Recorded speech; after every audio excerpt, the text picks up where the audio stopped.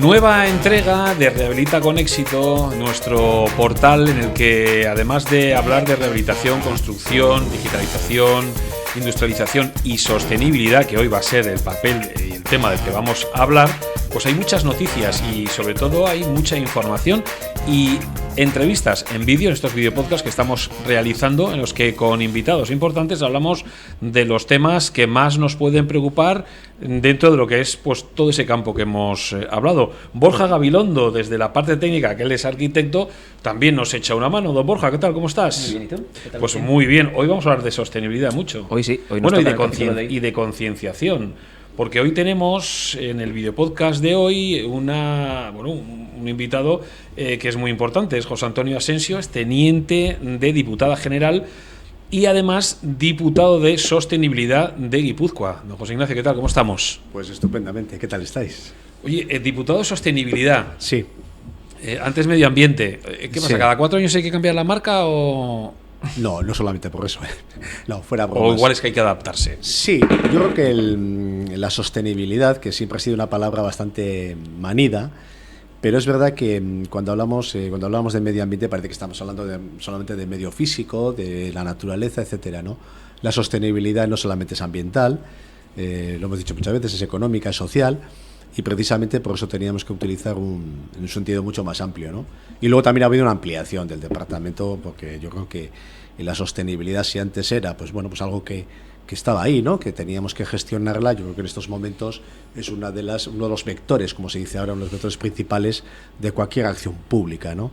No basta con hacer una buena gestión económica, no basta con hacer una gestión pensada exclusivamente en los ámbitos sociales, sino también tenemos que pensar mucho en el futuro, ¿no? En el futuro nuestro y de las próximas generaciones, y eso se llama sostenibilidad. El conjunto es la sostenibilidad. Si echas un vistazo al presupuesto, el departamento que diriges es el segundo menor.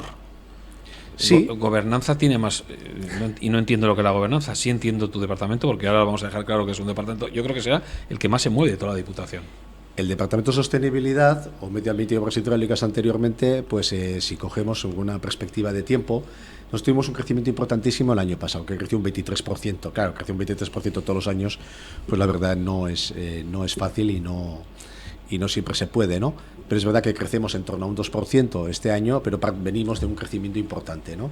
Una reestructuración del departamento donde no solamente se va a hablar en estos momentos de transición ecológica, donde estará la transición energética, la economía circular, la descarbonización, luego si quieres profundizamos en eso, sino que hemos sacado un área de administración ambiental porque nos está cayendo cada vez más responsabilidad, no solamente a las administraciones, sino que tenemos que hacer una colaboración importante con los ayuntamientos y también nos caen un montón de responsabilidades que tienen que ver con las nuevas leyes, ¿no? Algunas de ámbito autonómico, como es la Ley de Administración Ambiental o Sostenibilidad Energética, otra de ámbito estatal, como pueden ser las de cambio climático o pueden ser las de residuos y suelos contaminados, etcétera, y muchas directivas europeas que cada vez nos dan más competencias, ¿no? Por lo tanto, para llevar eso adelante necesitábamos enfocar, por ejemplo, la compra pública verde, la nueva fiscalidad verde, etcétera, donde nosotros seremos actores, en algún caso igual somos principales, en otras no, pero evidentemente asesoramiento y asistencia técnica la tenemos que dar nosotros como departamento y SAREA lo queríamos. Y luego el tradicional de obras hidráulicas, que como sabes, tanto el saneamiento como el suministro pues está garantizado en el territorio, todavía nos queda algún área que actuar, pero es verdad que le estamos haciendo una recuperación morfológica, ecológica y piscícola y de fauna de todos nuestros ríos, y ahí está haciéndose una actividad importantísima. Y llego en término con esto, y también una actividad en la de la prevención de riesgos, que como tú bien sabes, con el cambio climático, pues cada vez tanto las previsiones meteorológicas pues no son tan exactas como antaño, porque los modelos están cambiando. Por tanto, ahí tenemos una actividad y una información importantísima que nutrimos a otras administraciones. Por tanto, eso es lo que ha provocado que también el departamento crezca en áreas de gestión, en áreas económicas, como tú creces y tal. Evidentemente, estamos prácticamente al doble de presupuesto de hace 5 años. Digo esto porque yo entiendo que la sostenibilidad es un campo importantísimo a día de hoy. Correcto, y cada vez más, ¿no? Pero es verdad que es un área muy transversal donde muchas de las actividades se hacen en conjunto, ¿no? Nosotros cuando rehabilitamos cualquier edificio público, que tenemos que ser verdaderamente pues ejemplares, lo hacemos al 50% con otro departamento. Por ejemplo, Claro. si yo tengo que rehabilitar una residencia, el 50% del presupuesto lo pone políticas sociales. Si tengo que hacer una rehabilitación del parque de bomberos, el 50% me lo pone gobernanza, etcétera, etcétera, ¿no? Si tenemos que hacer una actuación para que las vías o nuestras carreteras tengan cada vez más material recuperado, ¿no?, y reciclado, pues evidentemente ahí no es tanto lo económico por nuestra parte, pero sí que las condiciones de compra eso esté presente. O cuando tengamos que hacer una comunidad energética, evidentemente nosotros iniciamos los proyectos, financiamos las constituciones de las comunidades energéticas, pero luego al mismo tiempo tienen que ser los propios usuarios los que se manejen ese ámbito, ¿no? Por tanto, en fin, no todo es economía, es muy importante, evidentemente, si no pones dinero, como suelo decir yo, poco tienes que decir, poco tienes que demostrar, poco avanzas, pero es verdad que venimos de años de crecimiento económico muy importante, presupuestario, y luego también otra observación, si cogiéramos solamente el esfuerzo propio de la Diputación, ha crecido más que ese 2%. Es verdad que venimos de un año donde el mayor aprovechamiento de los fondos europeos, de los fondos Next, se ha hecho en el Departamento de Sostenibilidad, antes Medio Ambiente. Sí, yo estoy convencido. Por tanto, no me estoy justificando, No. pero explica claramente en dónde estamos. Estamos en 47 millones de euros, cuando hace unos pocos años estábamos en menos de 22, 23 millones, lo cual el esfuerzo se está haciendo y es poco, seguro. 8 años en el mismo cargo, en sostenibilidad, antes medio ambiente, etcétera. Sí. Bueno, en 8 años se pueden hacer cosas, ¿no? De hecho, por eso digo, yo creo que será a día de hoy, no es por echar flores ni porque estés aquí, es el departamento que más se mueve. Otra cosa es luego las acciones que se hagan, habrá muchas, pero desde luego el que más se mueve. Y sobre todo con una clara tendencia a la concienciación social. Como las acciones que luego hablaremos un poquito. Sí, concienciación y acción. Y acción. Sí, tú sabes que los medioambientalistas o los que nos movemos en este ámbito tenemos nuestra frase es de pasar de las palabras a los hechos o pasar a la acción, ¿no?, que es lo que nos define a los que estamos en este ámbito. Pero es muy importante lo que tú acabas de decir, 8 años. Si tú coges 8 años y ves un poco los programas de gestión que teníamos en la Diputación, nada tiene que ver con los actuales. Pero cuando digo nada, es nada.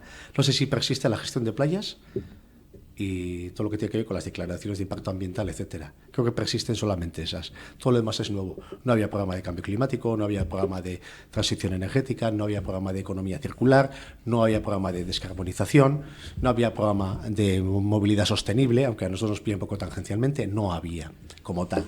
Por tanto, yo creo que la evolución es importante, ¿eh?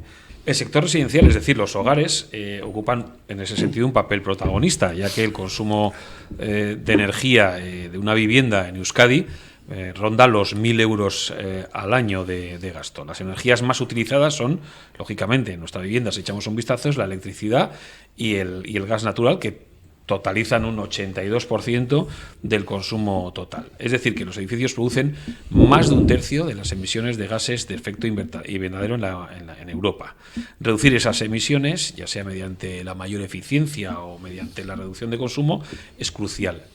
Hablan de la frontera, como hemos comentado en otros programas, climática del 2050, cuando ahí quiere Europa que los edificios de nueva construcción ya a partir de 2030 sean casi nulos de consumo y los actuales en el 50. Viendo el parque inmobiliario que tenemos en Guipúzcoa, no, en Euskadi, incluso en España, yo diría, ¿no? Porque esto ya sabes que a través de Internet no hay fronteras, pues tenemos edificios muy viejos.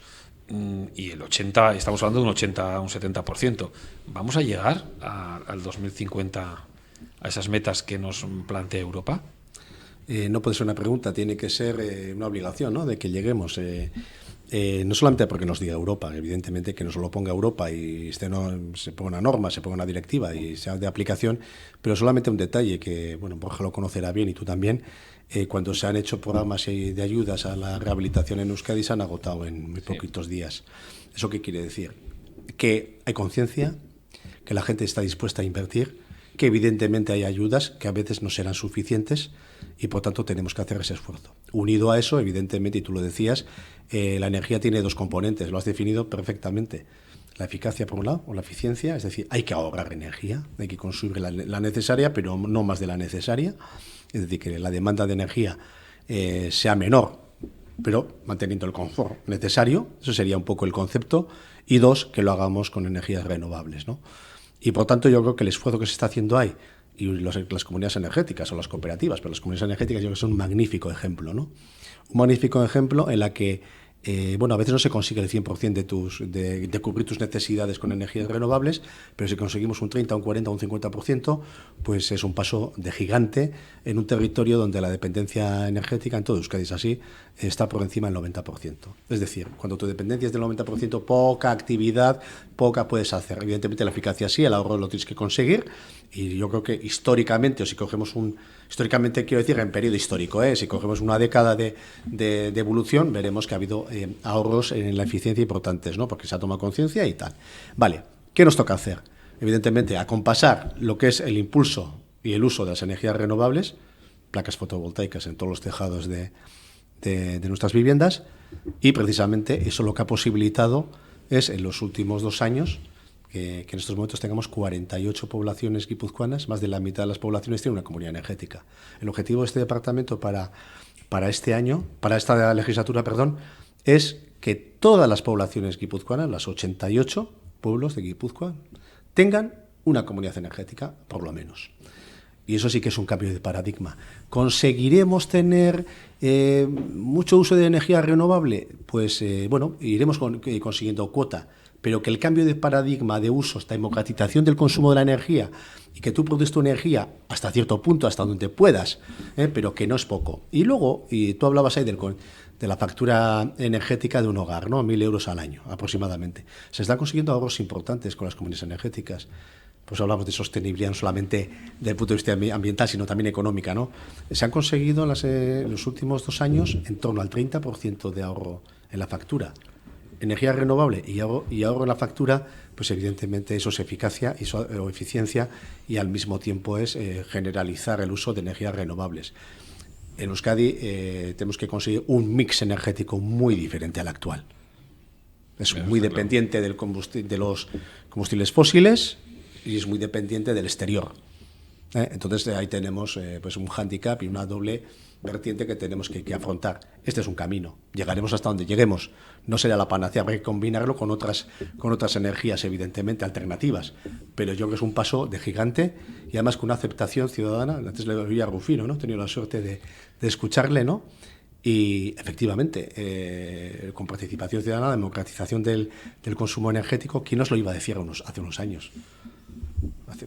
Cuando llega el departamento no se podía ni plantear una situación de comunidades energéticas. Bueno, estaba en la literatura, pero no estaba en la legislación. Nadie hablaba de comunidades energéticas, ni los expertos. Solo la literatura. Entonces, claro, ¿qué tenemos que hacer? Pues evidentemente tenemos que darle la cobertura legal necesaria desde las administraciones de mi departamento. Estamos subvencionando las constituciones de esos departamentos, los fondos Next, perdona que hable todavía en esos términos, de este año 23 y 22 y 23 han sido fundamentales para impulsarlas, porque hemos apoyado con fondos NES un 30% de la financiación de esas comunidades y el otro 70% prácticamente lo ha cubierto el Departamento de Sostenibilidad ahora. Por tanto, el esfuerzo que se está haciendo es importante. Es verdad que luego la propia gestión y los ahorros que se están consiguiendo justifican plenamente, pero el primer impulso y los primeros estudios los soportamos desde la Administración, que para eso estamos.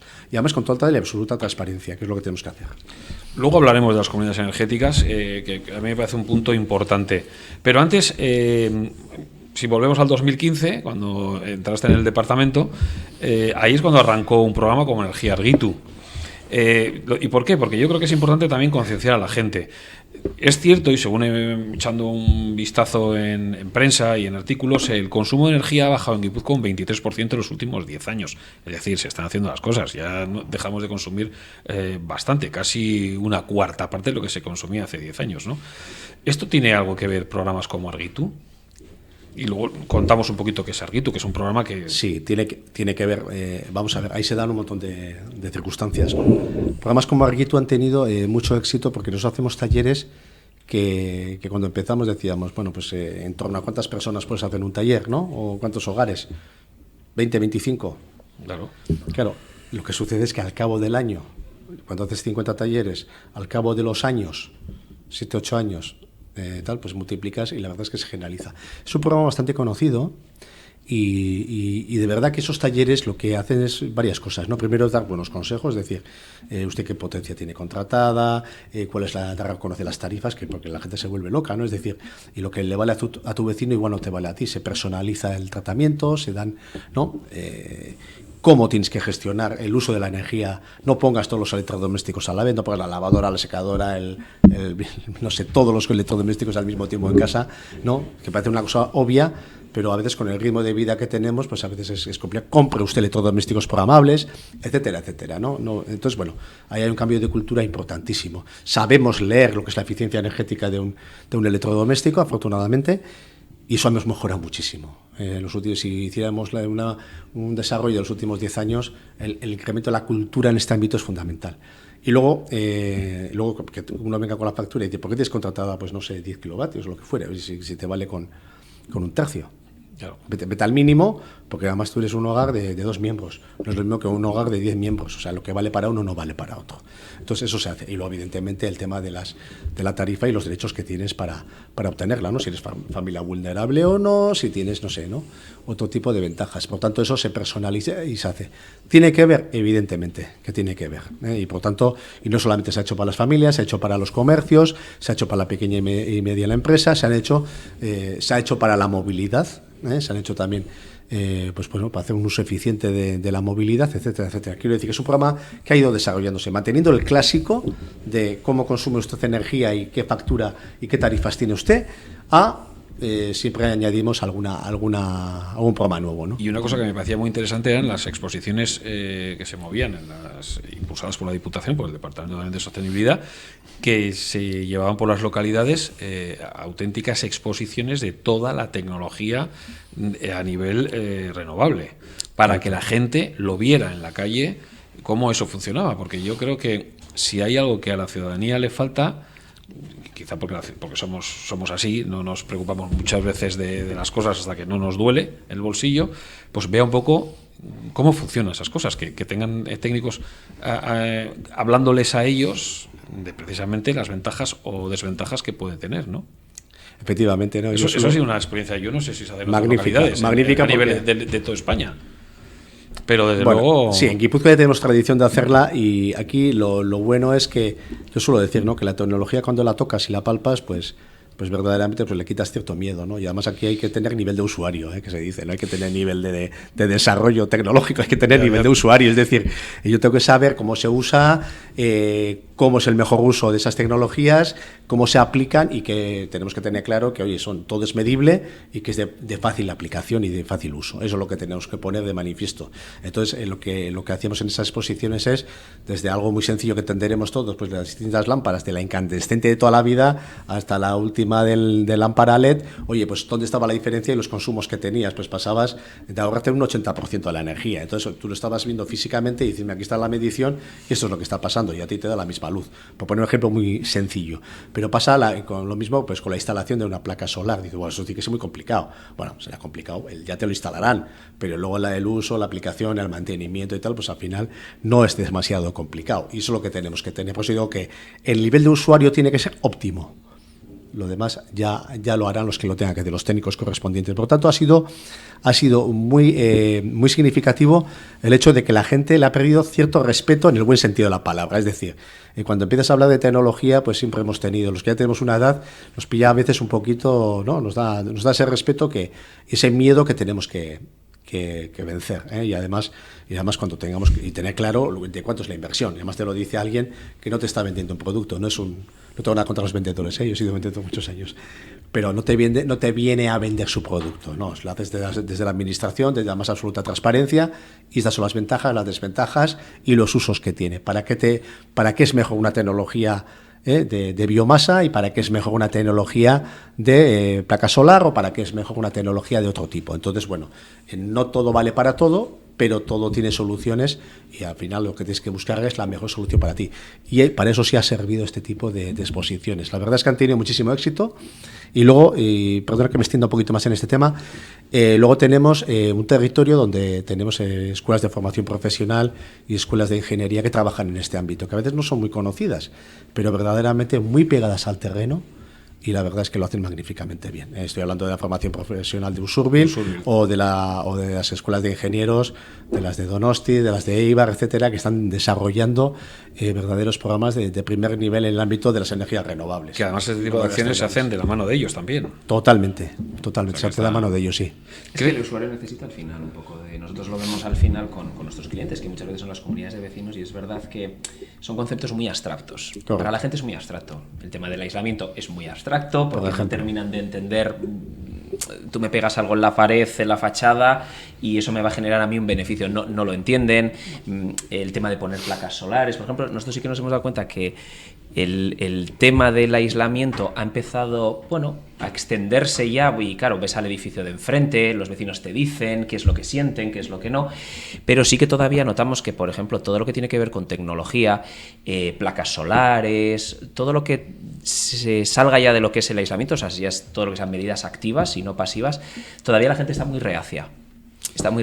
Les cuesta, ¿no? Yo ahora tengo que poner una instalación y que la tengo que mantener, y por mucho que a veces les expliquemos, ¿no? Con números y mira, pues esto es lo que se va a obtener, todavía veo a la gente, sobre todo a comunidades de vecinos, sí que en viviendas unifamiliares, al final, si el único propietario de esa vivienda, bueno, pues está más concienciado, es más fácil, pero en comunidades sí que nos damos cuenta que cuesta, porque le intentas vender con todo el tema de las Next, que estábamos comentando, sí. ¿No? Un proyecto que además de medidas pasivas tenga activas. Te dicen, bueno, lo pasivo, vale, venga, dime qué mejora tengo, qué ayuda tengo, y bueno, ya lo de las placas solares, ya si eso más adelante ya hablaremos. Entonces eso sí que nos damos cuenta un poco a nivel de comunidades de vecinos, de edificios. No es peligroso lo de la ayuda, es decir, o sea, la costumbre de la ayuda, o acostumbrar a la ciudadanía a una ayuda para acometer algo, ¿no? Siempre, ¿no? Ahora estamos diciendo, bueno, pues tenemos que hacer algo en el edificio. Bueno, ¿hay ayuda para ello? Sí. Efectivamente, no, pero lo que dice Borja es muy importante, porque a veces dices, no, voy a poner, no sé, ¿no? Un sistema de calefacción. Pero si no tienes resuelto, pues una fachada como Dios manda, ventilada, etcétera, etcétera, con el aislamiento correspondiente, las ventanas que te hagan un buen aislamiento, pues la verdad es que vas a perder el 50, 60, el 70% del calor que vayas a generar con un buen sistema de calefacción. Por tanto, todo te queda compasado. Y efectivamente, lo de las ayudas, efectivamente, y tú lo has explicado muy bien, es un poco el ejemplo que ponía yo al principio, que no me he extendido mucho, ¿no? Pero claro, cuando sale un programa de ayudas, evidentemente se agotan en el tema de la rehabilitación. No pasaba antes, no pasaba hace unos años, no. Entonces, el cambio de conciencia, el cambio de tal, o sea, quiero decir que ahí tenemos un cambio importante en el comportamiento ciudadano también, ¿no? Que le están dando la importancia y que saben que no es un gasto, que es una inversión, ¿vale? Creo que con eso se entiende bien. Y este es un tema importantísimo. Tú lo conoces bien, Borja sabrá mejor que yo los datos, pero tenemos un parque de viviendas que se ha construido básicamente en los años 50-60 o incluso antes, ¿no? Ahí tenemos, pues igual está el 50-60% de nuestro parque de viviendas estarán más o menos construidas en esa... Sí. No me lo toméis a rajatabla el dato, porque no es que sea un experto, todo lo contrario, pero claro, requiere una actualización, requiere una mejora de esos sistemas, ¿no? Y lo ha explicado bien y yo no voy a insistir. Y luego hay que complementarlo, evidentemente, con el otro ámbito de ¿no? Cómo conseguimos energía, en fin, ¿no? Ese tipo de planteamientos que, bueno, es un poco lo que estábamos hablando hasta ahora.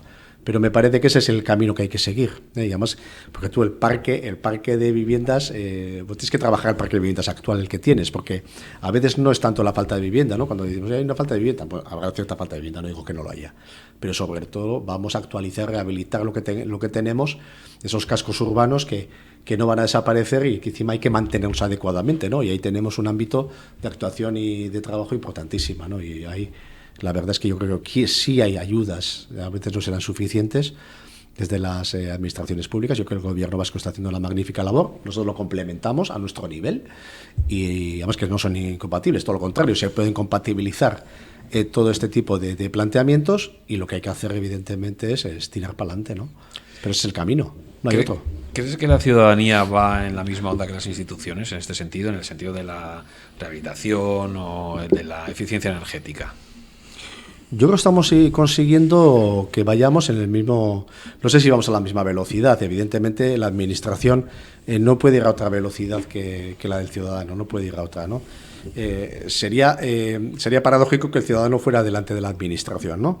Pero puede darse también la circunstancia. Nosotros tenemos que ir en paralelo y tenemos que ir acompasando todo lo que hagamos. Las administraciones estamos al servicio de los ciudadanos y esto es una frase hecha.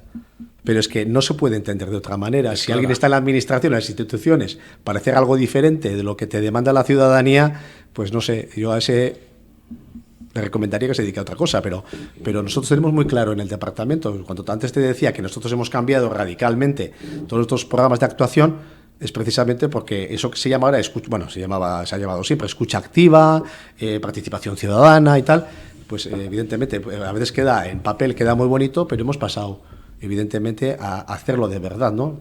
El programa Arquitu es eso, por poner un ejemplo, es un contacto directo con la ciudadanía. O sea, ha habido cosas que se han transformado y han cambiado en el departamento precisamente porque estás viendo que taller tras taller, y cuando has hecho 300 talleres te das cuenta que hay una determinada demanda concreta y que tienes que darle respuesta.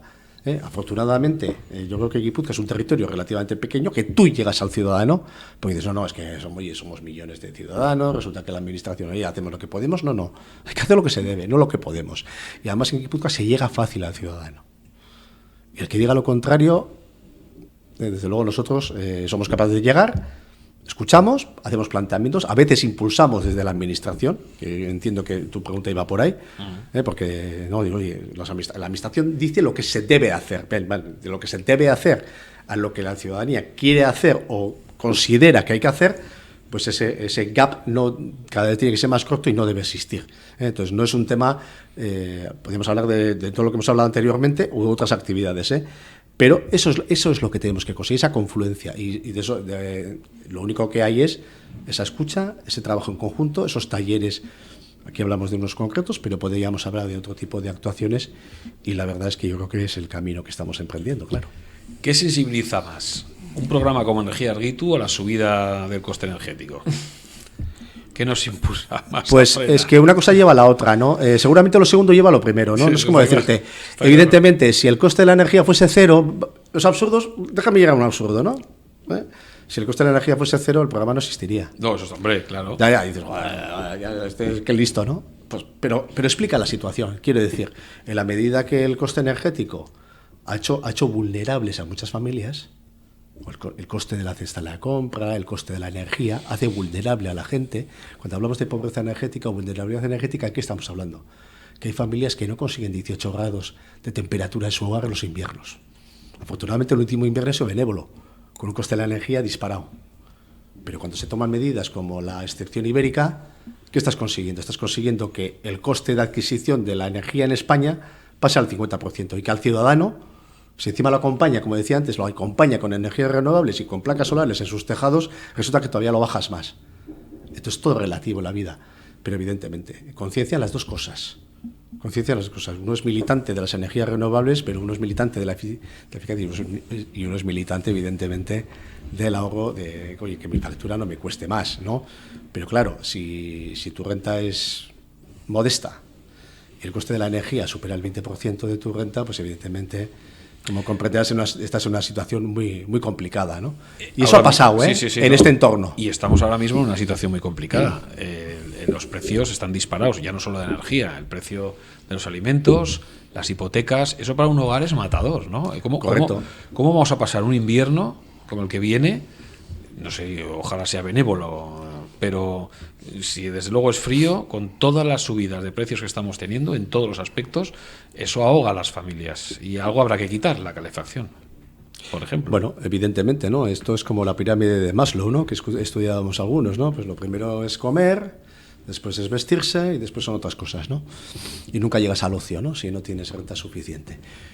Pues efectivamente, pero los poderes públicos estamos para eso.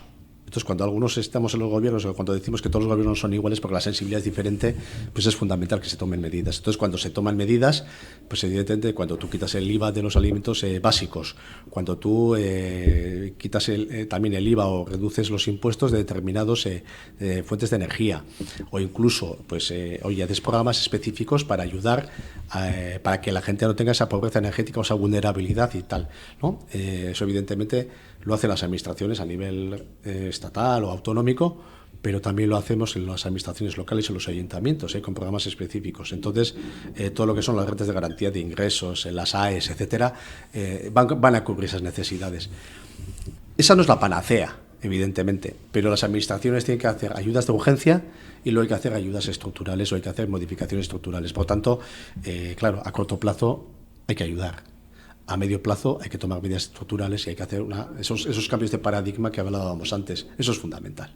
Si no estaremos haciendo las cosas bien. Pero tú has dado en el clavo, ¿no? Es decir, hay que tomar medidas y para eso a veces hay que generar también ingresos nuevos y para eso hay que generar impuestos nuevos también. No solamente los medioambientales, sino lo de la banca, las grandes energéticas. Claro, mientras tú estabas no llegando a final de mes porque no puedes pagar la energía de tu casa y no puedes encender la luz o no puedes encender la calefacción, resulta que los bancos, o sobre todo las grandes energéticas, están en máximos históricos de beneficios. Eso es una cosa que la ciudadanía no entendemos. Por eso, evidentemente, por eso no puede haber queja cuando te han puesto un impuesto y encima sigues obteniendo los mayores beneficios de la historia. Bueno, la respuesta de ellos, es que ¿no? Son los beneficios, la mayoría de los beneficios son de las inversiones que hacen fuera de España. Correcto, sí, pero el mayor beneficio es que como hay un conflicto en Ucrania o ahora en el Oriente Medio entre Israel y Hamas, pues nos vamos a encontrar con una situación pues muy complicada donde se van a encarecer determinadas adquisiciones de productos energéticos y otros productos. Evidentemente, eso genera una carestía, pero a algunos les viene dado porque es una inflación del sistema. Entonces, claro, sin hacer nada resulta que yo vendo en el doble de precio, ¿no? También tendrán un incremento de coste de adquisición, evidentemente, pero el pagano es el ciudadano. Por tanto, a veces hay que compensar y para eso también los poderes públicos tenemos que ser valientes y tomar medidas para que los ingresos provengan de donde tengan que provenir. Hablamos de la pobreza energética. Según el Eustat, el 17,1% de la población de España no pudo mantener su casa caliente en 2022. Es decir, 1 de cada 4 hogares en España. El porcentaje casi dobla la media europea y es más del doble que en 2019. ¿Cómo se puede combatir esto? Una de las iniciativas que podría ser, y hemos hablado al principio, eran las comunidades energéticas. Facilitar a través de las energías renovables que nuestra factura baje bastante, ¿no? ¿Qué es una comunidad energética? Ahora está tan en boga y que yo creo que Guipúzcoa sea de las pioneras, de las comunidades pioneras, ¿no? Yo te he dado el dato de cómo está en estos momentos. Estamos hablando de 48 pueblos y ciudades de Guipúzcoa que ya tienen una comunidad energética. ¿Cómo funciona? Pues de forma bastante más sencilla de lo que algunos se puede imaginar y en plazos bastante cortos. Una comunidad energética, desde que se constituye, hay un periodo de constitución, que eso varía. Es una asociación. Es una asociación de ciudadanos, donde aquí lo que pretendemos es, desde la propia Diputación, es contar básicamente con los ayuntamientos, porque ¿qué hacemos las diputaciones y los ayuntamientos? Primero, garantizamos que el proceso sea transparente. Lo segundo es que la mayoría de las circunstancias son los propios ayuntamientos los que ponen los tejados, polideportivo, una casa de cultura, pabellones multiusos, etcétera, ¿no?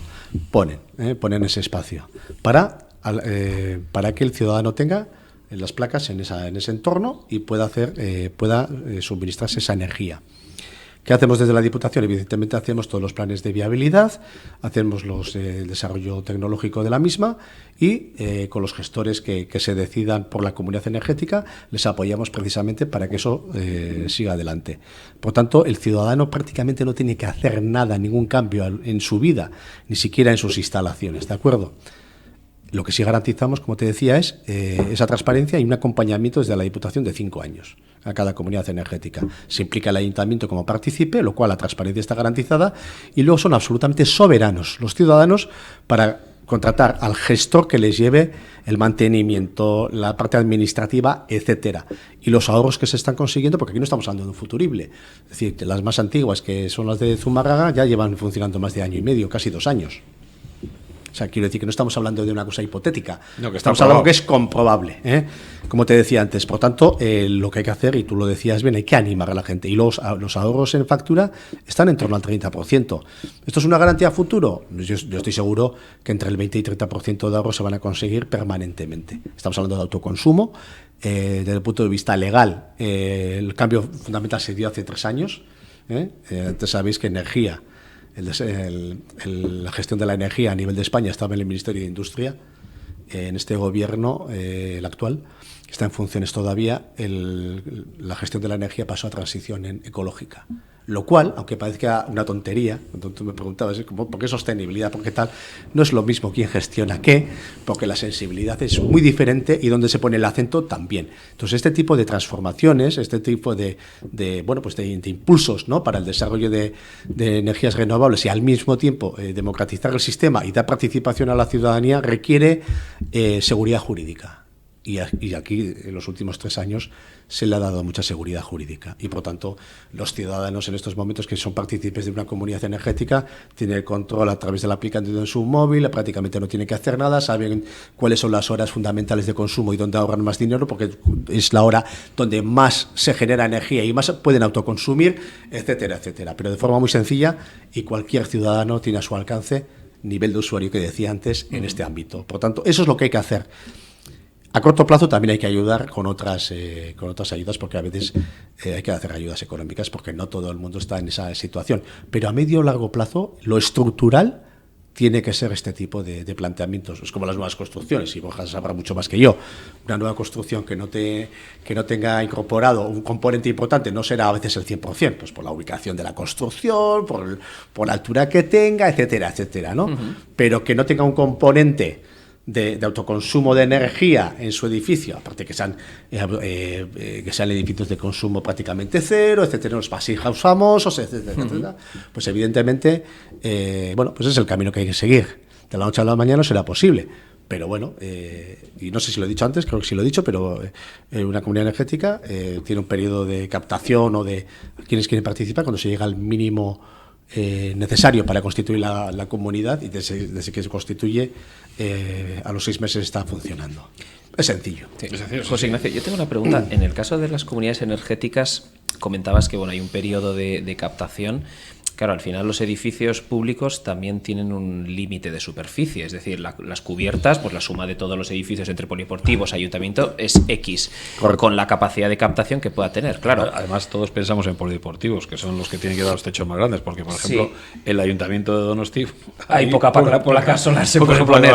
Entonces, claro, ¿qué ocurre? Si la demanda es muy alta, claro, ¿qué sucede? Y luego, otra cosa se me ocurre, claro, si ahora se presentan X números de vecinos o de comunidades, si luego quieren sumarse más, claro, ¿qué sucede con esos que luego quieren sumarse? Porque, claro, la superficie de captación es la que es y da lo que da de sí. Correcto, está sucediendo, ¿no? No es un caso hipotético el que planteas, es un caso real. Eso ha pasado en Zumárraga, ¿no? Voy a poner el ejemplo porque es el que mejor conozco, porque es el que más tiempo lleva, ¿no? El Ayuntamiento de Zumárraga puso 5 edificios al servicio de la ciudadanía. Cuando se agotó el uso de esa superficie, todavía había lista de espera, se quedaron ciudadanos esperando a participar en la comunidad energética. Bueno, pues se está negociando en estos momentos, creo que ya han terminado la negociación, pero bueno, el propio Ayuntamiento de Zumárraga ha estado pues con la Icastola, con otros centros en Donosti mismo. Fue el propio Gureak el que puso al servicio de los ciudadanos, porque ellos utilizaban una parte de las placas, pero digo, oye, si aquí tengo un montón, pues oye, yo no tengo ningún inconveniente que se utilice este espacio para generar o crear una comunidad energética. Efectivamente, aunque llenemos de placas todos los tejados, seguramente no cubriremos todas las necesidades, aunque sean privados y demás. Estoy contigo, ¿eh? Pero bueno, esto es como todo, lo perfecto igual no es, o mejor dicho, lo mejor no es no es amigo de lo bueno, no sé cómo era la frase, es decir, hay que dar pasos hacia adelante, ¿no? Hemos conseguido que haya muchas familias ya que sean beneficiarias y habrá algunas que se quedarán fuera seguramente. Bueno, hay que explorar otro tipo de planteamientos también, ¿no? Las cooperativas energéticas que requieren algo más de inversión, que requieren más espacio, pero no requieren que estén pegados a tu suelo, a tu casa, pueden estar a otra distancia, etcétera, etcétera. No tiene que haber desarrollo también de parques de energía renovable más grandes. Sabes que siempre ha habido una cierta polémica, pero creo que tenemos que tener claro que salvaguardando lo que es nuestro espacio natural, pero tengamos que poner, evidentemente, parques eólicos y parques solares, ¿no? Porque si no, no vamos a llegar. Lo que no puede ser es que nos neguemos a todo, hay que respetarlo todo, hay que hacerlo bien, ¿eh? No estoy diciendo que haya que poner sin miramientos no, pero hay que buscar un equilibrio. Hay que buscar un equilibrio. Pero si no, no daremos ni suficiente demanda, ni suficiente solución, ¿no?, de uso de energías renovables. Y luego hay otro tema que, unido a lo que acabas de decir, a veces pasa que tenemos una generación de energía y no se consume en el momento, ¿no?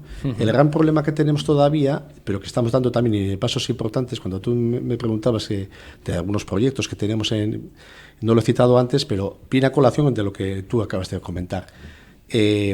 Una comunidad energética generará pues energía para 30-40% de tus necesidades, pero por una sencilla razón, porque todavía hoy el almacenamiento es caro. Sí, las baterías. Las baterías. Entonces, ahí también tenemos que hacer un esfuerzo y un desarrollo importante, porque en el momento que le pongamos baterías a una comunidad energética, esas necesidades del 40% pasarán a ser 80%.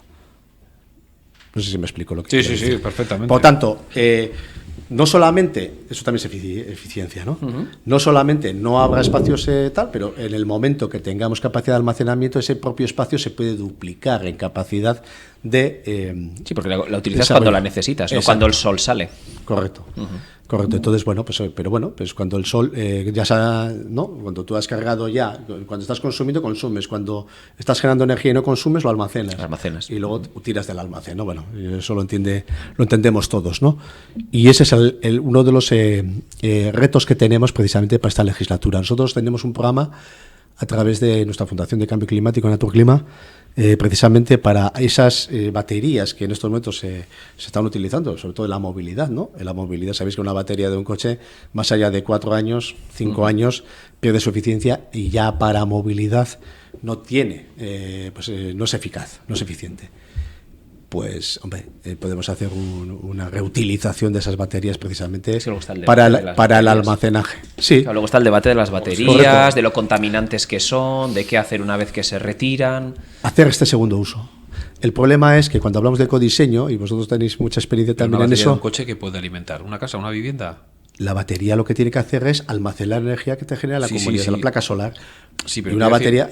estamos hablando de muchas baterías de muchos coches. Sí, correcto, sí, pero hay que ver, lo que tenemos que hacer es empezar por ahí, ¿no? Es decir, si nosotros somos capaces de tener una capacidad de almacenamiento importante, evidentemente igual es una fuente de energía inagotable, ¿no?, en el tiempo.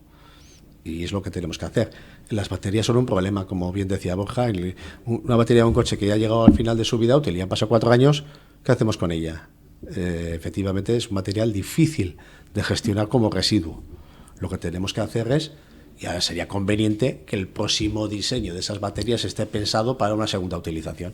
Eso es lo que llamamos ecodiseño, dicho un poco a lo bestia, pero bueno, creo que se entiende bien. Entonces hay muchísimos retos en este ámbito. Ya. En este ámbito, y que mejorarán el uso de la energía, el grado de utilización, y bueno, pues en eso tenemos que trabajar, evidentemente. Porque cuando hablamos de comunidades energéticas estamos asociando siempre al tema de la placa solar, pero ya entiendo y he oído que también puede entrar la eólica o cualquier otra fuente renovable, ¿no?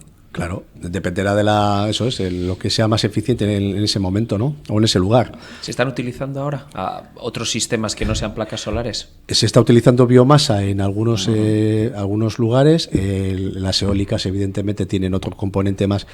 Seguramente está más pensada en parques más grandes. Estamos ahora. Euskadi está haciendo un desarrollo de offshore, pues evidentemente eso pues tiene otros componentes de mayor generación de energía, y ahí se está pensando más en otro ámbito, más de generación, o sea, de producción generalizada y de distribución generalizada de la energía, no tanto la local y la que hagamos en nuestros hogares, ¿no? Pero evidentemente hay que dar pasos en todos los sentidos, si no, pues estaremos siempre en la misma situación. En Euskadi hay que hacer un salto de gigante en este ámbito. Hemos ido tarde, perdona que te diga. ¿Tarde? Sí, hemos ido tarde, hemos ido tarde. Nosotros, el mix energético en España en general, es uno de los mejores mix energéticos, digo, en cuanto a uso de energías renovables de Europa. Seguramente, si no es el mejor, será el de los que mejores.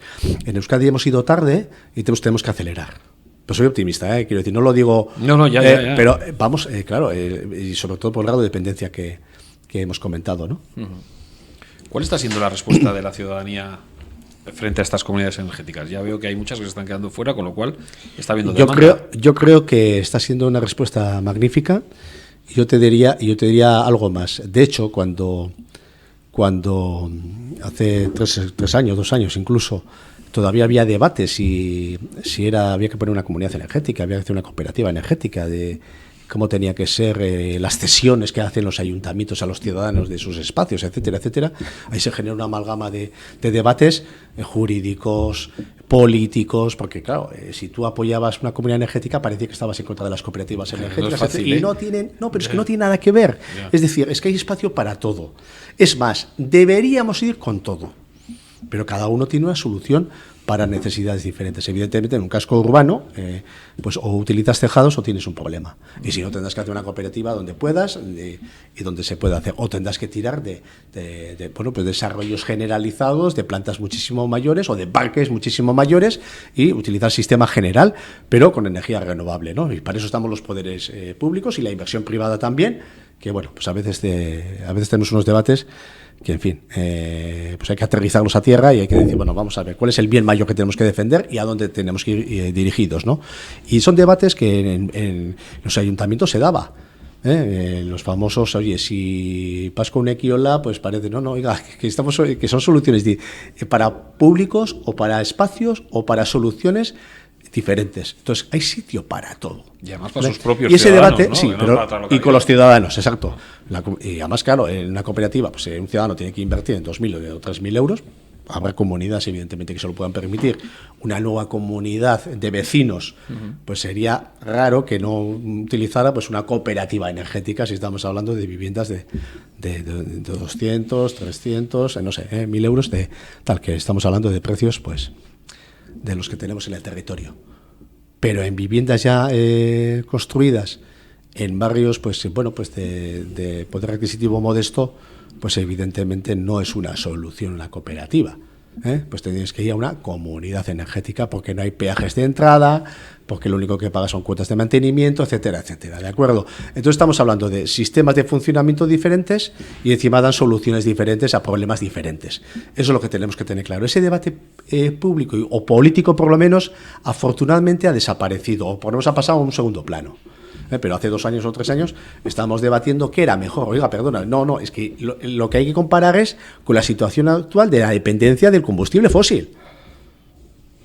Claro. Y luego hay que adecuarlo a las circunstancias de la ciudadanía. Pues ¿qué acogida ha tenido? Magnífica, porque la gente sabe que no tiene barreras de entrada y salida, sabe que apenas tiene que hacer, digo a las comunidades, sabe que no tiene que hacer inversión, sabe que con una cuota de entrada mínima, pues como lo hacemos con un teléfono móvil, prácticamente ya se ha enganchado al sistema y sabe que la primera factura ya está ahorrando dinero.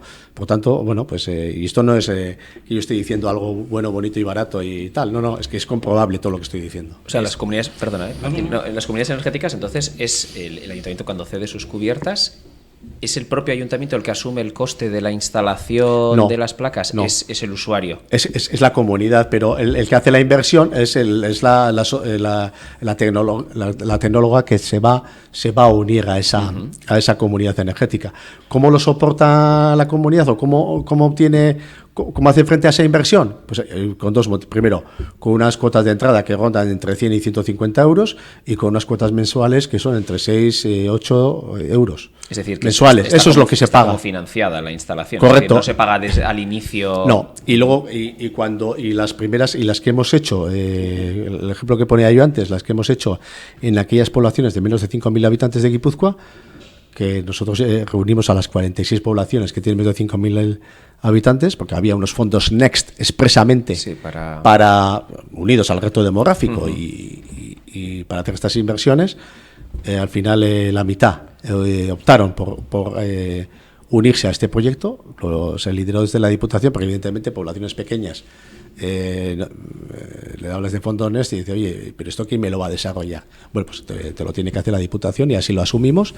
Y como he dicho antes, el 30% de esas inversiones, ahí sí que la inversión ha sido 100% financiada. El 30% lo ha asumido en los fondos Next y el 70% lo ha asumido la Diputación. Por tanto, han estado financiadas al 100%. Entonces, y luego, evidentemente, está el mantenimiento, el acompañamiento de la propia Diputación, 5 años, los ayuntamientos que ponen los espacios, que no es poco, pero por lo menos el coste económico no lo tiene que soportar el ayuntamiento. Lo soportan, evidentemente, esas financiaciones que damos desde los poderes públicos, en este caso, insisto, la Diputación, y la cuota mensual que asume a pesar de la cuota mensual, obtienen los ahorros, porque alguno estará pensando, sí, pago la cuota mensual, o me dices que ahorros, pero al final de la factura, no, 30%. Se tiene de ahorro con todo lo pagado total, y sin inversión, y además ya te digo, sin barrera de entrada y salida, sin coste de permanencia, o bueno, como dicen los de las telefonías, ¿no? Decías que ya había datos, lógicamente. Hablábamos de Zumárraga como la primera comunidad energética que se fundó en Guipúzcoa. ¿Qué resultados se está obteniendo? Bueno, pues los que te acabo de comentar, ¿no? Y hay lista de espera, como decíamos antes, y Borja lo explicaba muy bien, y lo que se pretende es obtener mayores otros espacios, ¿no? Evidentemente los particulares pueden poner sus espacios, hay que entender que a veces no son suficientes, pero hay que generalizar y hay que profundizar en este ámbito, ¿no? Entonces los beneficios son claros y evidentemente pues el problema que tenemos aquí es que no hay suficiente generación, digamos, para atender a todos los ciudadanos que lo están demandando, ¿no? No todo el mundo se apunta a una comunidad energética, pero hay lista de espera y, bueno, pues el objetivo es que todo el mundo tenga cabida, ¿no? Según los expertos, la mitad de la electricidad que se ha generado en 2023 en España podría ser de origen renovable. La mitad, o sea, es decir, queda mucho por recorrer hasta el 100%, o es imposible, estamos hablando de una utopía. No, yo creo que vamos en el camino adecuado. Por eso te decía que a nivel de España el mix energético es bueno. Hay zonas que están por encima de esos niveles, y lo que tenemos que hacer, y aquí desde Guipúzcoa y desde Euskadi, es acelerar todos estos procesos de generación de energía a través de energías renovables, ¿no?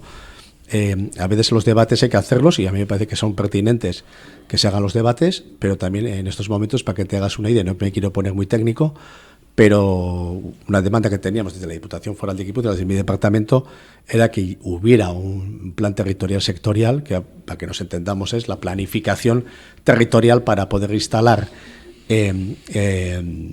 parques de energías renovables, y todavía está en debate, ¿no? Afortunadamente tenemos un documento y yo espero que salga próximamente ese documento, porque va a ser el que nos va a dar la seguridad jurídica para hacer instalaciones allá donde se puedan hacer instalaciones, y allá donde no, pues evidentemente te olvidas, pero que no sea que por falta de regulación o por falta de ese PTS pues no podamos desarrollar parques precisamente cuando tenemos un grado de dependencia grande, ¿no? Entonces ese me parece muy importante, Y luego, evidentemente, actuaciones directas, ¿no? Desde la propia administración. Nosotros mismos, en nuestras propias instalaciones, en estos momentos, hemos hecho bastantes actuaciones de instalación de placas, de mejora de la eficiencia, de uso de coches eléctricos. Yo cuando llegué a Diputación no había un solo coche eléctrico. Ahora hay muchos, se ven muchísimos. No había ningún solo coche eléctrico. Y no voy a decir si había híbridos o no, porque igual no quiero meter la pata, pero si había, contaditos, Entonces no estaba en los requisitos de compra pública, por ejemplo. Entonces los requisitos de compra pública, la famosa compra pública verde, tenemos que poner esos requisitos, ¿de acuerdo? Entonces aquí hay ejemplares. Nosotros, a través de las comunidades energéticas, estamos poniendo puntos de carga. Tú hoy tienes puntos de carga, todos los que tienen comunidad energética tienen puntos de carga de coche eléctrico. Esas poblaciones de menos de 5.000 habitantes, puede parecer paradójico, tienen su punto de carga de coche eléctrico. Pues ha ido en paralelo. ¿Por qué? Porque ahora, oye, pues en el coste de la inversión era relativamente, iba a decir un término para los que trabajan en inversiones, me van a entender, despreciable, ¿no? O sea, que tenía poca importancia, quiero decir, y pues bueno, eso se ha generalizado. Y me dices, hombre, pues igual había que haberlo puesto. Bueno, no sé, nosotros hemos aprovechado la comunidad energética precisamente para tener ese punto de carga, porque claro, a veces puedes tener punto de carga de energías, de coche eléctrico, pero la fuente de esa energía también hay que saber dónde viene. En este caso es 100% verde, porque el otro lo genera la propia comunidad, ¿de acuerdo? Entonces, bueno, eso se está haciendo. Guipúzcoa en ese sentido está haciendo un esfuerzo importante. Habéis creado la Comisión de Sostenibilidad Energética. Es la primera que se crea en Euskadi. ¿Qué función tiene? bueno, lo que tiene es precisamente que aquí básicamente afecta más a las administraciones que a terceros quiero decir que a la población en general, pero lo que tiene esa comisión es que ser ejemplar y verdaderamente generar este tipo de transformaciones, ¿no? Y lo que tiene que hacer, evidentemente, es que cumplamos la legislación actual. El desarrollo de las leyes o las normas no se pueden cumplir al 100% el primer día, ¿no? Pero hay que acelerar. Entonces, todos los requisitos o todas las exigencias que tenemos en la Ley de Sostenibilidad Energética se cumplan. En este caso, como digo, afecta prácticamente a las administraciones, y las administraciones tenemos que cumplir en un tiempo más pronto que tarde, no voy a decir de la noche a la mañana, pero más pronto que tarde, todo lo que decimos ahí, ¿no? Entonces tiene que ver con la mejora de la eficiencia de los edificios, el uso de energías renovables, el uso de vehículos, etcétera, etcétera, ¿no? Y por tanto ahí tenemos que dar pasos de gigante. No será poco lo que hagamos ahí. También se ha creado la oficina de la transición energética, que hablamos al principio. De transformación energética. Sí. Que hablamos al principio. Este es muy importante, déjame. Perdón. Sí, no. No, pero la finalidad es precisamente el hacer un control, en el buen sentido del término, de las comunidades energéticas. ¿Por qué? Porque es evidente que hay comunidades energéticas que pueden tener una constitución o una estructura muy parecida, pero que su grado de eficiencia o de uso, de aprovechamiento del autoconsumo, que es lo importante en una comunidad energética, es que cuanto más autoconsumo tengas, mejor, ¿no? Porque a veces, ¿qué sucede? Que tú cuando entras en una comunidad energética, pues se reparte a partes iguales, ¿no? La generación de energía, y se reparte la alícuota parte, es igual para todos los hogares, pero eso pasa el primer año. ¿Qué sucede? Que a uno le puede sobrar, a otro le puede faltar, etcétera. Entonces, a través de la oficina que está en Naturclima, por cierto, y que eso también tiene fondos Next para su desarrollo, lo que vamos a hacer es un control para precisamente la mejora y mayor aprovechamiento del autoconsumo. Autoconsumo significa que en tu factura aumenta tu ahorro en dinero, no solamente la generación y uso de la energía, el consumo de la energía y ahorro evidentemente en factura. Por tanto, para eso es fundamental. Y hablaba de que va a estar ubicada, porque todavía no se puso en marcha en el. Bueno, está de Naturclima, que ya está prácticamente ya para ponerse en marcha la oficina, sí. La próxima vez igual podemos hacer el programa allí. Allí, eso estaba pensando yo. Así lo veis, porque vais a ver, porque ¿qué es Naturclima? Naturclima es la Fundación de Cambio Climático del territorio y tiene 3 finalidades básicas, ¿no? Cuando decíamos nosotros, la primera es, que yo creo que es la más conocida de todas sus funciones, es pues ver y estudiar los impactos que tiene el cambio climático en su territorio. Y dices, bueno, pues eso ya se conoce, no. Evidentemente, el cambio climático es un fenómeno de nivel mundial. Evidentemente, dices, lo que pasa en el Polo Norte nos afecta aquí, o lo que pasa en Sudamérica y demás. Pero evidentemente las afecciones concretas a nuestros ecosistemas son distintas a otros territorios. Es decir, cómo nos afecta a nuestra costa, cómo nos afecta a nuestra biodiversidad, qué efectos va a tener precisamente en el ámbito económico, incluso social, porque evidentemente si crece la temperatura y tenemos, ciudades llenas de islas de calor, que se llama, ¿no? Lo tenemos lleno de hormigón y no tenemos arbolitos que nos den sombra, pues tenemos un problema. Entonces lo que hay que hacer es tener un estudio claro de cuáles son los impactos reales que tenemos en el territorio. ¿Para qué? Para actuar. Y eso es lo que hacemos. Eso sería la primera finalidad, que lo hacemos todos los años, que son los informes de impacto de cambio climático en el territorio. Lo hemos presentado hace escasamente 3 semanas, si no me equivoco. La siguiente sería todo el desarrollo de la economía circular. Hoy no voy a entretener mucho, pero precisamente, así como digo que somos dependientes energéticamente, también somos dependientes en cuanto a materias primas. Pero somos un territorio industrial. Entonces, materias primas para seguir desarrollando nuestra industria y para que nuestra industria llegue a tener ese 30% del PIB que algunos aspiramos que tengamos en el territorio, porque eso nos va a dar buenos salarios, nos va a dar calidad de vida, nos va a dar... ya somos muy competitivos a nivel internacional, tenemos una industria en ese sentido magnífica, pero tenemos un hándicap, que son el suministro de materiales o de componentes, que sabéis que ha habido una crisis importante durante el último año. Vale. Esa sería la segunda, y la siguiente es todo lo que tiene que ver con energía. La Oficina de Transformación Energética, el desarrollo de la reutilización de las baterías, etcétera, etcétera. Lo que llamamos el Energy Hub, o bueno, lo que tenga que ver con la energía, ¿no? Que manía los anglicismos, Sí.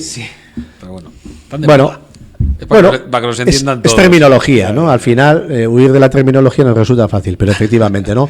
Tener ese centro que apoye y desarrolle la energía. Y evidentemente con un componente importante que es apoyar a las administraciones locales y básicamente a los ayuntamientos en este ámbito. Las comunidades energéticas tienen esos tres componentes, ¿no? Un desarrollo desde la Diputación, una colaboración intensa con los ayuntamientos y una participación ciudadana 100%, y donde la soberanía la tiene el propio ciudadano. Yo, José Ignacio, siempre me ronda la misma idea. Bueno, hemos estado hablando mucho de energía, de cómo obtenerla, placas solares y demás, pero la clave quizás no estaría más en no depender de la energía, es decir, en reducir la cantidad de energía que necesitamos, porque al final, si nosotros adoptamos otras medidas como es el aislamiento y demás, ¿no? La construcción, claro, evidentemente la energía se reduce muchísimo. Nosotros cuando hacemos un proyecto sencillo de fachada, sin grandes intervenciones, obtenemos mejoras, reducciones de incluso hasta el 60% del consumo de energía. Entonces, claro, quizás la clave, bueno, desde mi punto de vista, no está tanto en llenar todos los tejados de placas solares, sino en que a futuro lo que necesitemos es cada vez menos y menos y menos energía. Totalmente de acuerdo, efectivamente, ¿no? Es lo que antes hablábamos del Passive House, ¿no? Que está poco desarrollado. Nosotros cuando hicimos el edificio Naturclima, que también a mí se me criticó bastante con ese asunto, hoy el edificio, creo que es el único edificio público Passive House que hay en Euskadi. Y su consumo energético es casi cero. Cero, ¿no? Pero casi cero. Y bueno, pues evidentemente el aprovechamiento de la luz solar, el aprovechamiento de paneles que te hace más opaco o deja entrar más luz, precisamente para que en verano no necesitas más sol, sino necesitas menos sol para que te lo tengas, más fresco y mantengas una temperatura sin tener que utilizar aire acondicionado y en invierno lo contrario, etcétera, etcétera, ¿no? Ese es un edificio que está pensado de esa manera. Toda la estructura es de madera, toda. Es de madera y además madera aprovechada, madera kilómetro cero. En fin, tenemos una serie de desarrollos que, bueno, pues ese es el camino que hay que seguir, ¿no? Pero tienes que demostrar que efectivamente hacer una inversión en un edificio de este tipo lo que te hace es, esos son los famosos escapes y OPEX, ¿no? Que estáis acostumbrados a algunos, ¿no? Entonces la inversión puede ser un poco más grande, pero el coste operativo, el coste de mantenimiento de un edificio de este tipo, pues al cabo de 10 años, 12 años, 20 años, lo has recuperado con creces, ¿no? Y tenemos que cambiar esa mentalidad. Es verdad que al inicio pues puede tener un coste adicional. No ha sido un edificio excesivamente costoso y, por ejemplo, pues en la Escuela de Arquitectura de San Sebastián pues lo ha tenido monitorizado porque así nos lo pidieron, porque no había un edificio de estas características y bueno, pues los estudiantes de arquitectura de los últimos 2 cursos pues han visto el desarrollo de ese edificio y han podido ver desde los cimientos hasta su finalización pues en qué ha consistido este edificio. Y por supuesto estáis invitados a que lo veáis, porque yo creo que para eso estamos también los poderes. Pero en el análisis que tú has dicho estoy totalmente de acuerdo. O sea, no hacemos nada con llenar de placas o de poner un sistema de calefacción de no sé qué, si luego, pues, en fin, no tenemos... Perdemos toda esa energía porque aquello es un vendaval todo lo que pasa en ese edificio, ¿no? Evidentemente, totalmente de acuerdo y hay que hacer todas esas cosas. Igual primero hay que hacer eso y lo contrario, pero bueno, hay que ir acompasándolo con el tiempo y hay que hacerlo... Por eso cuando hablamos de reformas integrales estamos hablando de hacerlo uno y lo otro. Sí, un mix de ambas. Tú sabes mucho más que yo y yo ahí. Veo que llevas en la solapa el pin de los ODS famosos. Sí. ¿Cómo ves el futuro a nivel energético? Estamos hablando de todo lo que hemos hablado hasta ahora. ¿Cómo veo el futuro? Pues, bueno... Futuro verde seguro, claro. Sí, no, el futuro... el tema es que efectivamente cuando a veces se critica, ¿no? Estás hablando del 2050 que decías tú los datos, o el 2030 y tal. Mañana, sí. O sea, Mira, yo a esto le llamo y algunos que me conocen, es muy importante los objetivos del 2050 o incluso del 2030, pero a veces pasa, no, vamos a tener periodos transitorios más largos porque de esta manera, pues todavía nuestra industria que está muy vinculada al diésel y tal, ¿no? Acabo de oírlo hoy a la mañana también, digo, ya, pero ¿por qué no nos ponemos unas metas volantes que vayamos cumpliendo nos acerquen a ese objetivo. Porque no solamente es llegar al 2030, al 2050 o al 2100, porque habrá otros objetivos, ¿no?, que sean cada vez más exigentes. No vamos bien con el cumplimiento de los objetivos que se plasmaron en el Acuerdo de París. No vamos bien. Del grado y medio y tal, ya pues estaremos en el grado punto 2, punto 3, estaremos ahí. Entonces estamos muy al límite, muy al límite, ¿no?, del cumplimiento de esos objetivos, y ya hay gente que dice que, bueno, en fin, no bajamos de otros niveles. Y además sabéis que con el calentamiento global pasa una cosa, que cuando superas una serie de límites, se calienta más.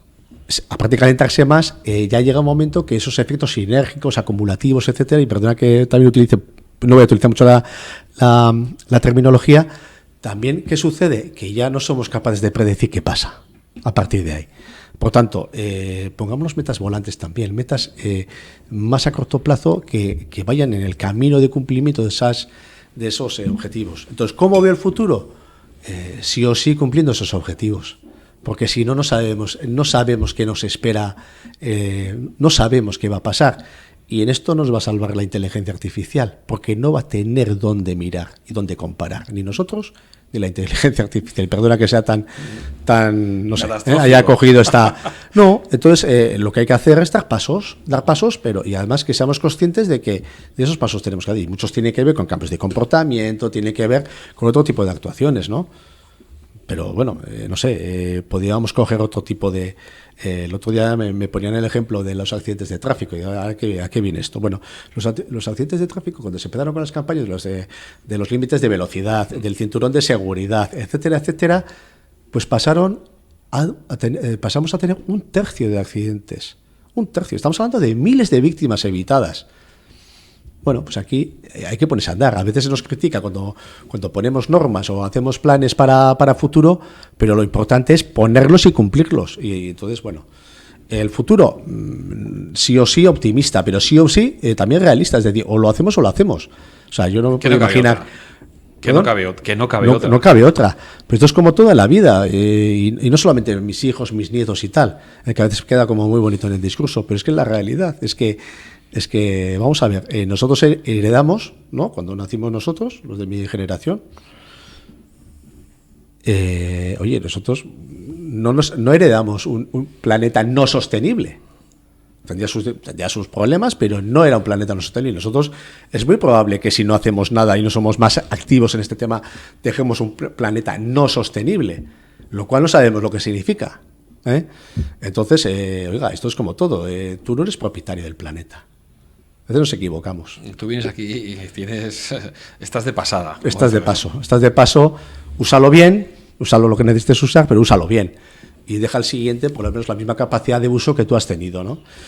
Bueno, no sé si sirve como filosofía, yo intento aplicarlo, vale, a veces... Lo que pasa es que tenemos que convencer a todos y todas, ¿no? Bueno... Que eso es lo más complicado, Bueno, yo creo que se han dado pasos importantes, pero que no son suficientes clarísimamente. Pero por ahí, por eso digo, todavía que haya negacionistas, más en el ámbito político que en la sociedad, seguramente... Hay gente que también se pasa a cuatro pueblos, todo hay que decirlo.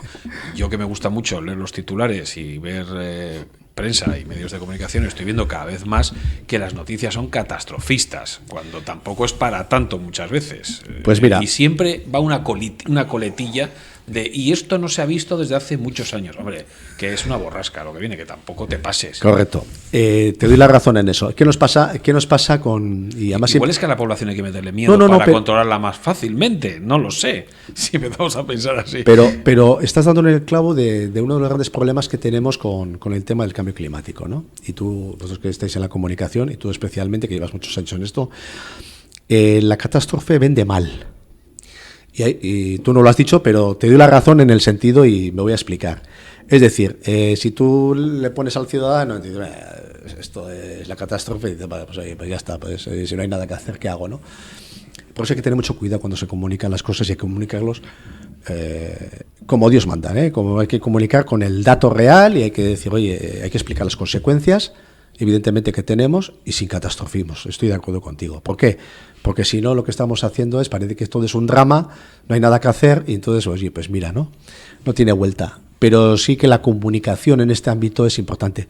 Pero pasa una cosa importante también, y no es una crítica a los medios de comunicación, pero a veces pasa que lo único que vende es la mala noticia. Las buenas noticias salen poco, venden poco. Hay que hacer clic. Venden poco. Entonces, eso es. Y a veces, y yo te agradezco este espacio, o sea, yo no he tenido tanto tiempo para explicarme estas cosas, salvo que me habéis dado vosotros. No lo tenemos. No, eso es verdad, Tienes que explicar en 3 minutos y tal, en 3 minutos, y la gente te escucha y bueno, pues no sé, y quedan un montón de preguntas en el aire. Y por tanto, y hay divulgadores, habéis tenido un magnífico divulgador previamente a mí, y tal, pero a veces tienen poco espacio, muy poco espacio. Entonces, claro, la catástrofe, las guerras, tal, venden mucho más que las buenas noticias. Lo entiendo, es normal, es normal. No, no es pero, normal. Bueno, es normal. Bueno, no sé, soy vivimos crítico con los medios y formo parte de ellos. Sí, pero soy muy crítico. Yo estoy un poco cansado ya de que todo sea catástrofe, todo sea exagerado, sí. exagerado y muy dramático. O sea, correcto. Al final, bueno, oye, dinos que nos vamos a la mierda y ya está, pero sí, déjanos ir nosotros tranquilamente. hicimos, estoy hablando de no sé qué año fue, sería 16, 17, llevábamos poco tiempo en la gestión de la Diputación y reunimos a un grupo de divulgadores precisamente para hablar de cómo se divulgaba, ¿no? Y la verdad es que era harto complicado, aparte que no hubo consenso, pero era harto complicado donde había que poner el acento.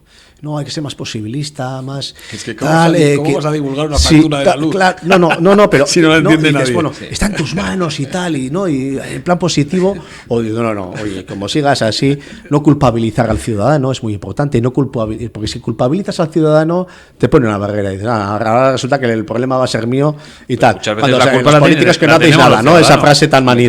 Pero muchas veces la culpa la tenemos también los ciudadanos. Bueno,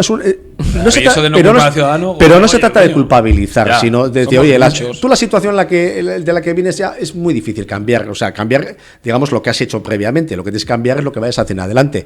Y cuáles son los remedios que podemos poner encima de la mesa, las políticas, las acciones, los cambios de hábitos, lo que fuere, ¿no?